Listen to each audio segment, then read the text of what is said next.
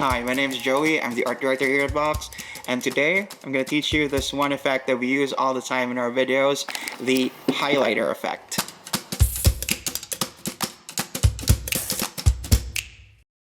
There's already a number of tutorials on the internet that tackle this highlighter effect, so I want to see how they do it first.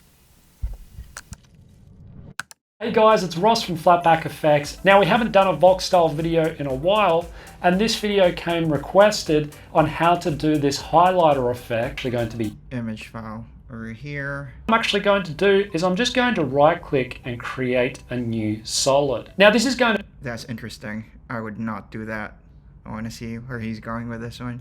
be the color of your highlight. So if you want to use a different color apart from yellow, you can just go ahead and select a color here, but I'm going to use the standard sort of yellow color and then hit OK. And the other thing we want to do is come up to Effect, down to Generate, and we want to add a stroke effect. Now I'm just I see what he's doing now. This should work. going to turn this layer off just so we can see. Okay, if you're not following, he's using After Effects. That's basically the same motion design app that we use over here at Vox Video. We can see what we're doing. I'm just going to turn this back on, and I want to come up here to my stroke settings, and I want to make sure this is selected as mask 1. And the other thing I want to do is just come down here and say on transparent. Then what I'm going to do is actually just scale up my brush size here, and I want to select that color that we'd selected before, which is the yellow. Now, Let you in on a secret. The Vox yellow that we use all the time at Vox Video is FFF200. That should be the hex code for the yellow that we use. This is a little bit more, a little warmer color that he's picking here, but it doesn't really matter. You can choose whatever color you want. moment the yellow actually sits over the top of our text, and we want to basically sit behind our text. And the other thing we want to do is we don't want to lose the detail in this paper. You can see as I zoom in here, we've got a lot of sort of detail of the actual here, and I'm going to change this to be multiply. Now as soon as you do that, you can see that it actually retains that sort of grain on the, even the rips in the paper. I think that should work. Want to be 35 millimeters. A camera. And the other thing we need to do is actually make this a 3D layer, so we can position my camera down. Wow. It's looking more like something you would see in a Netflix documentary, which is a cool look. I don't think we do this a lot. Hey, it's me, Art. Welcome to this video where I teach you to do exactly how Ford create this highlight text effect. I actually made this. Ford. I remember designing this style guide for this mini series of videos. Let's go! Press S before. Okay, so this guy's using After Effects. He is approaching it in a different manner. He is drawing a shape layer. Before doing that, we I have think it worked. to click to the chain icon thing here. We want to scale only one dimension, not I see. both dimensions like this. Go in about 30 frames by pressing Command Shift right arrow 3 times. That's a good tip. If you're just starting with After Effects, that will really speed up your workflow. Right arrow 3 times. Make a keyframe on this position and in the beginning of the picture. To 2 keyframes, right click, go to Keyframe Assistant and ease. Now, You could also just hit F9 and it'll do that for you. Fake highlights in Premiere Pro. Fake highlights. You've seen it on Netflix, you've seen it on Vox. Here's how to create a quick highlighter effect in Adobe Premiere Pro. Oh, look at First, create a texture. color matte like so and choose your color. I'll go for this nice strong yellow. Under opacity, change the blending mode to multiply. They're all basically doing the same thing. This guy's also doing it in Premiere Pro, which is mighty Take impressive. uniform scale and squish it down to fit your text. basically It's the that same easy. tutorial For as some the last one animation, we just add saw. the crop effect. On the first frame, set the right to 100%. Hit the stopwatch and move forward to where you want it to end. Then set it back to 0%. Right-click this keyframe and choose Ease In for a smoother animation. Easy peasy. They're all better teachers than I am.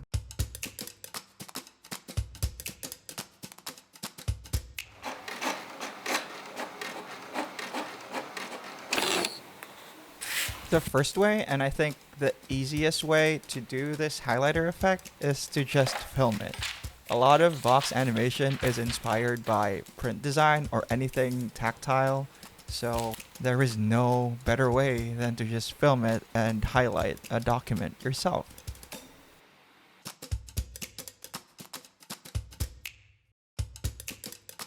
After Effects is probably our most used design app at Vox, and this is the most straightforward way we come up with the Vox highlight. We just start off with an HD timeline, start with a solid background because why not?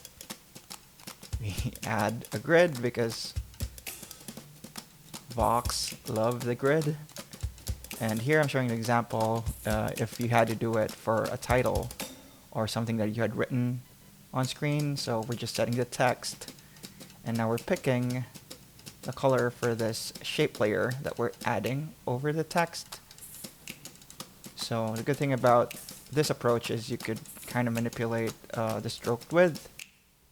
And here we're only dealing with stroke shape without fill. We're changing the blending mode to multiply to get a little bit more of that grid background that we had created earlier. And then this is where it gets more fun. You want to find this add drop down under your shape layer, and then go ahead and pick trim paths as an animation option. And here you'll get values that say start and end and offset.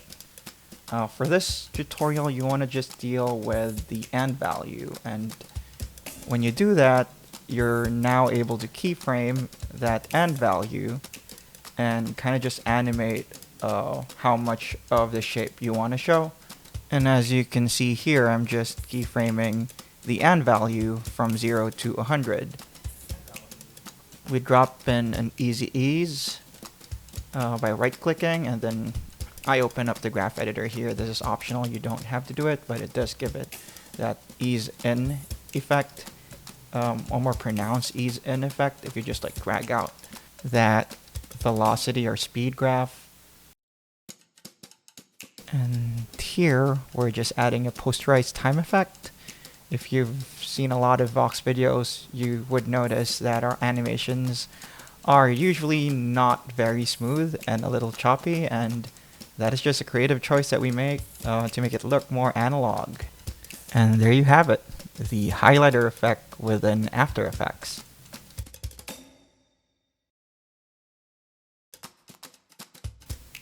I guess one of my favorite ways to do the Vox highlight involves a nifty little tool I call the iPad. I start by just recording the screen, and for the purposes of this tutorial, I'm going to use an app called Procreate. Now, Procreate is a digital painting and drawing app, and I bet you can use other drawing apps as well. Any kind of app that lets you use your stylus to draw on your iPad.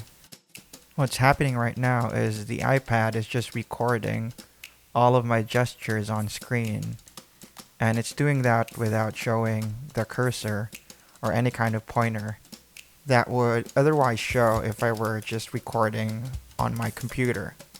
You can see I'm just trying out different brushes, and I think I'm liking this one more than the one I had tried earlier. I know this is a Vox highlight tutorial, but this method also works for when you want to make marks, like circles or arrows that you want to animate but also not animate in After Effects. By recording your iPad screen, you're essentially recording the hand drawing motion that you would otherwise need to emulate if you had to manually animate a graphic in After Effects. This would even be a good way to animate hand-drawn text on screen. After you come up with a bunch of options, it's time to stop recording and airdrop your video file to your computer. I'm firing up After Effects once again, but this time this is just to post-process the video file I had taken from my iPad, and you can just see me here picking the one brushstroke that I like the best. I think I've tried out a bunch of different effects here just to isolate the brushstroke from its background.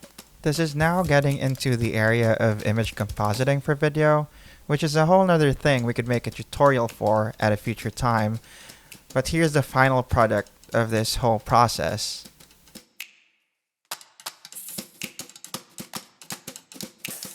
I like the textures that we're getting out of this method. This one takes a little more work than if we just had to use the shape layer, but I really think it's worth it.